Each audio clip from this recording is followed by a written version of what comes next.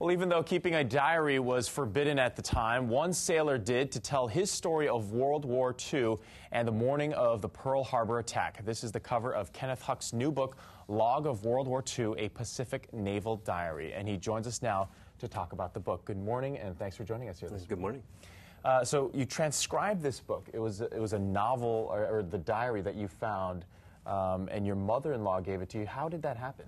Well, after he had passed away, she brought it out one day. It had been stored in a closet, and she said, look what he had kept. And I started typing it up for the family, and as I got into it, it was very, very interesting.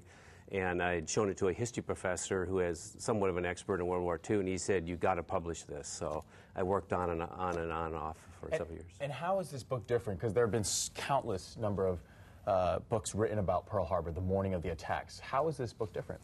Well, from what we can tell, this is the only book in existence by a surface ship sailor that covers the events of the early war, the Pearl Harbor attack, the Battle of the Coral Sea, Guadalcanal, and Midway.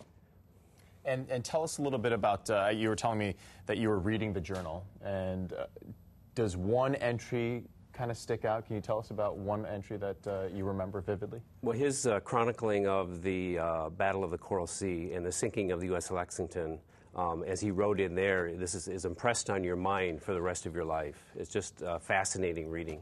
All right. Well, Mr. Huck will be having a book signing later this morning at the Pacific National Monument Bookstore, formerly known as the Arizona Memorial. It begins at 9 a.m. today and runs till 1 p.m. He'll be signing books, and you can have a chance to talk to the author.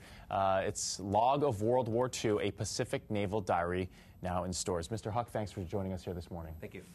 And don't forget, you can see this interview again by heading over to the morning section of our website at kitv.com/thismorning. Mahia?